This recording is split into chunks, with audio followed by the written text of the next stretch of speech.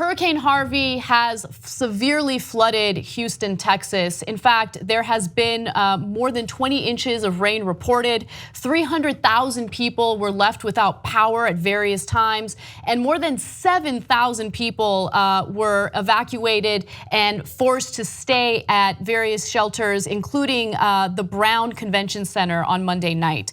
Now, I'm sorry, the George R. Brown Convention Center. Now, the capacity of that convention center is about 5,000.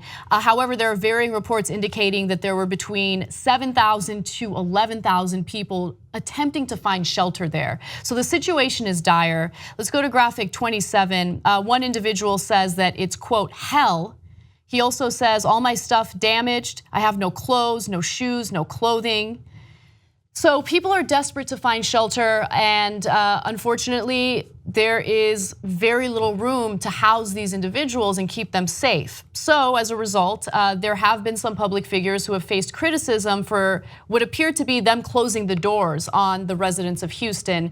Joel Osteen, who is a very well-known prosperity gospel preacher, originally shut his doors to residents of Houston. He lives in the area as well. However, after criticism, it appears that he opened the doors to his gigantic church, which can house 16,800 people, and is now taking care of them. Now on Sunday, Lakewood Church posted on Facebook that it was, quote, inaccessible due to severe flooding and directed displaced residents to shelters in the city.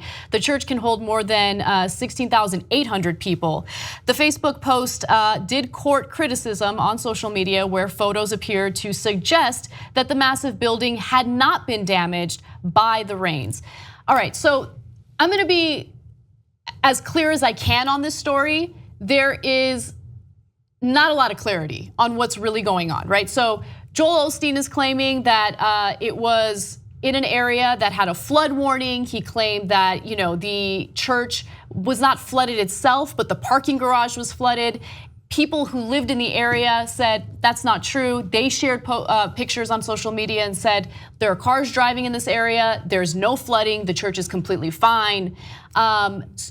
Even Snopes looked into it and said that the results of this story are mixed. So it's really hard to assess the situation. But what I will say is, if I put myself in his shoes, and I have very little love for him. If I put myself in his shoes and I had a mega church that used to be a stadium, and there was any potential of flooding or harm, I probably wouldn't take that risk because I don't want to risk anyone's life. That's just where I'm at. Well, but here's the thing.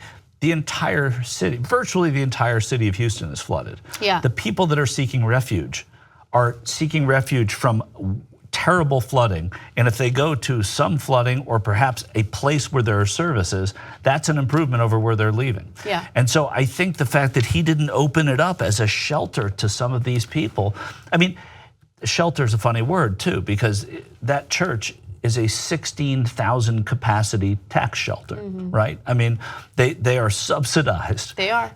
And he who gets shelter from our government didn't give shelter at a time where the risk, I understand it. I understand why you as Joel Osteen would be, reluctant, hesitant, right? Hesitant's a better word.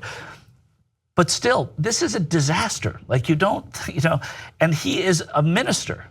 And he's an incredibly wealthy minister. He lives in a $10 million mansion. Well, then have them over there. But what I'm saying is, if he was the poorest minister in the world, but he had a 16,000 seat sanctuary, literally, to have people that can come in there, and there was a risk of flooding. There's flooding everywhere. It just doesn't ring true to me. And I'm not saying, I don't know enough about Joel Osteen. It looks terrible to me.